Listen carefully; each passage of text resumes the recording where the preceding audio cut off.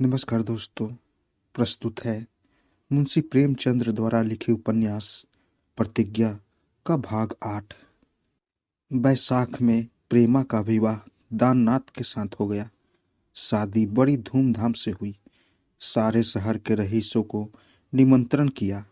लाला बद्री प्रसाद ने दोनों हाथों से रुपए लुटाए, मगर दाननाथ की ओर से कोई तैयारी न थी। अमृत राय चंदा करने के लिए बिहार की ओर चले थे और ताकीद कर गए थे कि धूमधाम मत करना। दाननाथ इनकी इच्छा की अवहेलना कैसे करते। उधर पूर्णा के आने से सुमित्रा को मानो आंखें मिल गई। उसके साथ बातें करने से सुमित्रा का जी नहीं भरता। आधी आधी रात तक बैठी अपनी दुख कथा सुनाती करती। जीवन में उसका कोई संगी न था। पति की निष्ठुरता नित्य ही उसके हृदय में चुभा करती थी। इस निष्ठुरता का क्या कारण है, यह समस्या उससे न हल होती थी। वह बहुत सुंदर न थी, फिर भी कोई उसे रूपहीन न कह सकता था। बनाव श्रृंगार का तो उसे मरद सा हो गया था। पति के हृदय को पाने के लिए वह नित्य नया श्रृंगार करती थी और इस अभीष्ट के पूरे न होने से उसके हृदय में ज्वाला सी दहकती रहती थी। घी के छींटों से भनभना तो ज्वाला के लिए स्वाभाविक ही था। वह पानी के छींटों से भी भभकती थी। कमला प्रसाद जब अपने से अपना प्रेम जताते तो उसके जी में आता छाती में छुरी मार लूं। घाव में यूं ही क्या कम पीड़ा होती है कि कोई इस पर नमक छिड़के। आज से 3 साल पहले सुमित्रा ने कमला प्रसाद को पाकर अपने को धन्य माना था। 2-3 महीने उसके दिन सुख से कटे, लेकिन ज्यों ज्यों दोनों की प्रकृति का विरोध प्रकट होने लगा, दोनों एक दूसरे से खींचने लगे। सुमित्रा उदार थी, कमला प्रसाद पल्ले से सिरे से कृपण। वह पैसे को ठीकरी समझती थी। कमला प्रसाद कौड़ियों को दांत से पकड़ता था। सुमित्रा साधारण भिक्षुक को भिक्षा देने उठती तो इतना दे देती कि वह चुटकी की चरम सीमा का अतिक्रमण कर जाता था। उसके मैके से एक बार एक ब्राह्मणी कोई शुभ समाचार लाई थी। उसने उसे नई रेशमी साड़ी उठाकर दे दी। उधर कमला प्रसाद का यह हाल था कि भिक्षुक की आवाज़ सुनते ही गरज उठते थे, रूला उठाकर मारने दौड़ते थे। 2-4 को तो पीट ही दिया था। यहाँ तक कि एक बार द्वार पर आकर किसी भिक्षुक की यदि कमला प्रसाद से मुठभेड़ हो गई तो उसे दूसरी बार आने का साहस न होता था। सुमित्रा में नम्रता, विनय और दया थी। कमला प्रसाद में घमंड, उच्छृंखला श्रृंखला और स्वार्थ।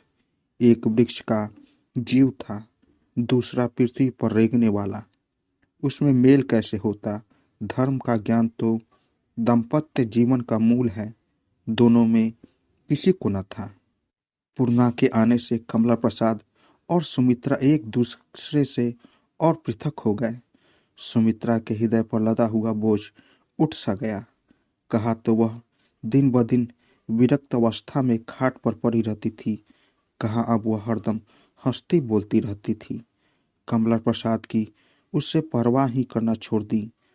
वह कब घर में आता है, कब जाता है, कब खाता है, कब सोता है, उसकी उसे जरा भी फिक्र न रही।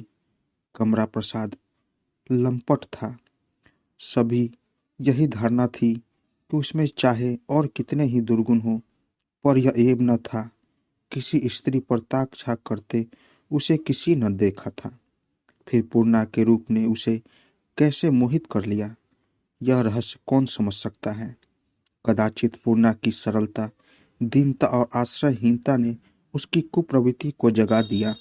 विलासिता महंगी वस्तु है। जेब के रुपए खर्च करके भी किसी आफत में फंस जाने की जहाँ प्रशिक्षित संभावना हो, ऐसे काम में कमला प्रसाद जैसा चतुर आदमी न पड़ सकता था। पूर्णा के विषय में कोई भय न था। वह इतनी सरल थी कि उसे काबू में लाने के लिए किसी बड़ी साधन की जरूरत न थी। और फिर यहाँ तो किसी का भय नहीं, न फंसने का भय, न पिट जाने की शंका। अपने घर लाकर उसने शंकाओं को निरस्त कर दिया था। उसने समझा था अब मार्ग में कोई बाधा नहीं रही, केवल घर वालों की आंख बचा लेना काफी था। और यह कुछ कठिन न था, किंतु यहाँ भी एक बाधा खड़ी हो गई और वह सुमित्रा थी। सुमित्रा पूर्णा को एक क्षण के लिए भी न छोड़ती थी। दोनों भोजन करने साथ साथ जाती, छत पर देखो तो साथ, कमरे में देखो तो साथ, रात को साथ, दिन को साथ, कभी दोनों साथ ही साथ सो जाती।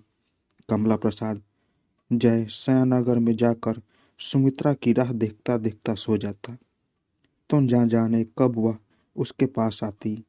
पूर्णा से एकांत में कोई बात करने को उसे अवसर न मिलता। वह मन में सुमित्रा पर झुंझला कर रह जाता था। आखिर एक दिन उससे न रहा गया। रात को जब सुमित्रा आई तो उसने कहा, तुम रात दिन पूर्णा के पास क्यों बैठी रहती हो? वह अपने मन में समझती होगी कि यह तो अच्छी बला गले लग पड़ी। ऐसी तो कोई बड़ी मददगार समझदार भी नहीं हो कि तुम्हारी बातों में उसे आनंद आता हो। तुम्हारी बेवकूफ़ी पर हंसती होगी। सुमित्रा ने कहा, अकेली परी परी क्या करूं? फिर यह भी तो अच्छा नहीं लगता कि मैं आराम से सोई और वह अकेली रोया करे। उठना भी चाहती हूँ तो चिमट जाती है, छोड़ती ही नहीं। मन में मेरी बेवकूफ़ी पर हंसती है या नहीं यह कौन जाने। मेरा साथ पूछे अच्छा न लगता हो यह बात नहीं, तुम्हें यह ख्याल भी नहीं होता कि उसकी और तुम्हारी कोई बराबरी नहीं। वह तुम्हारी सहेली बनने के योग्य नहीं है। मैं ऐसा नहीं समझती। तुम्हें उतनी समझ ही नहीं, समझोगी क्या? ऐसी समझ का न होना ही अच्छा है। उस दिन से सुमित्रा परछाई की भांति पूर्णा के साथ रहने लगी। कमला प्रसाद के चरित्र में अब एक विचित्र परिवर्तन होता जाता था। नौकरों पर डांट फटकार भी कम हो गई, कुछ उदार भी हो गए। एक दिन बाजार से बंगाली मिठाई लाए और सुमित्रा को देते हुए कहा, जरा अपनी सखों को भी चखाना।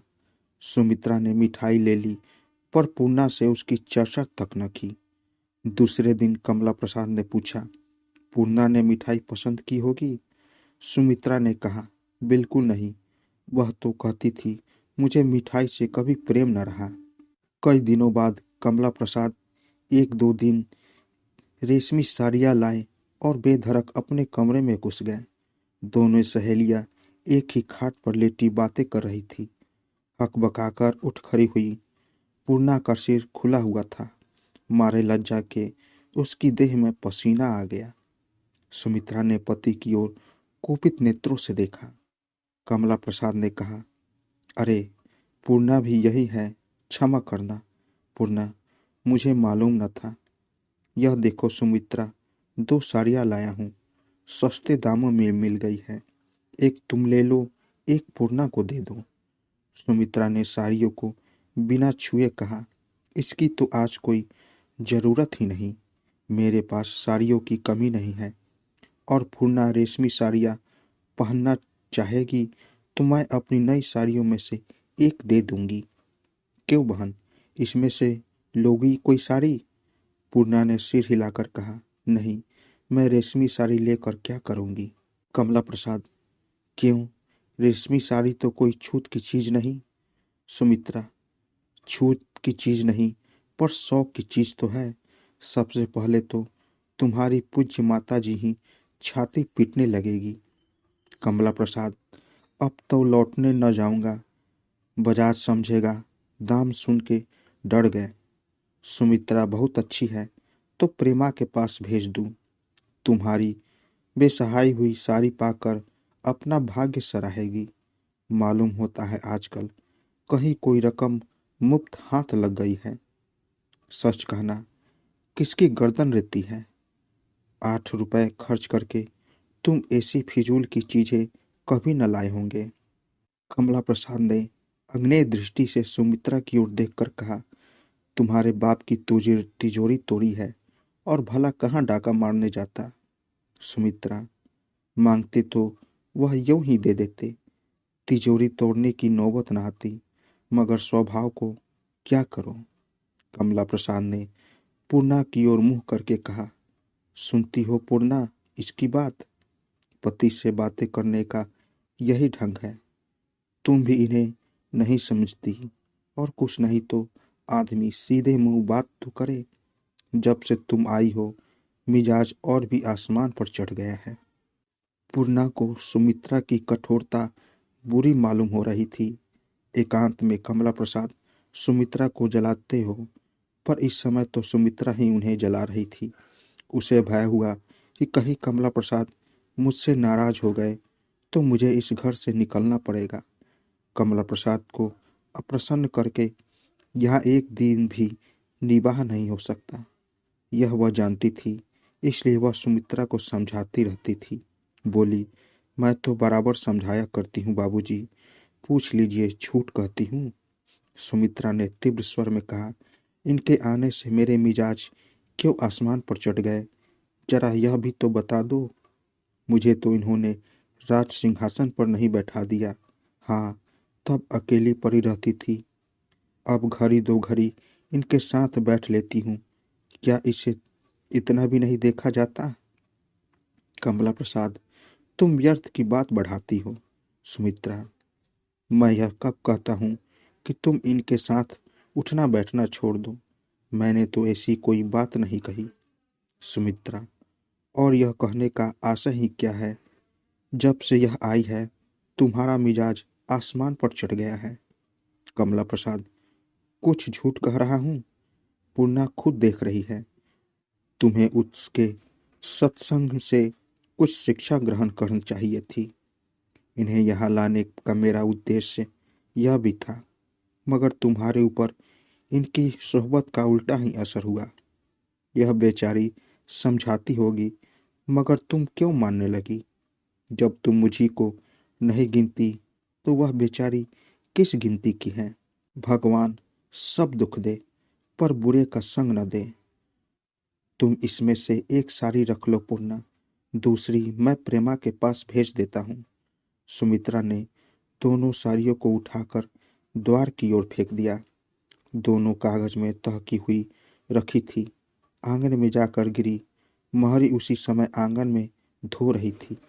जब तक वह दौड़कर साड़ियाँ उठावे, कागज भीग गया और साड़ियों में डब्बे लग गए। पूर्णा ने तिरस्कार के स्वर में कहा, यह तुमने क्या किया बहन? देखो तो साड़ियाँ खराब हो गई। कमला प्रसाद, इनकी करतूतें देखती जाओ। इस पर मैं ही बुरा हूँ, मुझी में जमाने भर के दोष हैं। सुमित्रा, तो ले जाओ, क्यों नहीं जाते अपनी साड़ियाँ? कमला प्रसाद, मैं तुम्हें तो नहीं देता। सुमित्रा, पूर्णा भी न लेगी? कमला प्रसाद, तुम उनकी ओर से बोलने वाली कौन होती हो? तुमने अपना ठेका लिया है या जमाने भर का ठेका लिया है? बोलो पूर्णा, एक रख दूं ना? यह समझ लो कि तुमने इनकार कर दिया तो मुझे बड़ा दुख होगा। पूर्णा बड़े संकट में पड़ गई। अगर साड़ियाँ लेती तो सुमित्रा को बुरा लगता है, नहीं लेती तो कमला प्रसाद बुरा मानते हैं। सुमित्रा क्यों इतना दुराग्रह कर रही है? क्यों इतना जामे से बाहर हो रही हो? यह भी अब उससे छिपा न रहा। दोनों पहलुओं पर विचार कर उसने सुमित्रा को प्रसन्न रखने का ही निश्चय किया। कमला प्रसाद रूठ कर उसको कोई हानि नहीं पहुंचा सकते। अधिक से अधिक उसे यहाँ से चला जाना पड़ेगा। सुमित्रा अप्रसन्न हो गई तो न जाने क्या गजब ढाए, न जाने उसके मन में कैसे कैसे कुत्सित भाव उठे। बोली, बाबूजी, रेशमी साड़ियाँ पहनने का मुझे निषेध है, लेकर क्या करूँगी? ऐसे ही है तो कोई मोटी धोती ला दीजिएगा। यह कहकर उसने कमला प्रसाद की ओर विवश नेत्रों से देखा। उनमें कितनी दीनता, कितनी क्षमा प्रार्थना भरी हुई थी। मानो वे कह रही थी, लेना तो चाहती हूँ, पर लूँ कैसे? इन्हें आप देख ही रहे हैं। क्या घर से निकलने की इच्छा है? कमला प्रसाद ने कोई उत्तर न दिया। साड़ियाँ चुपके से उठा ली और पैर पटकते हुए बाहर चले गए।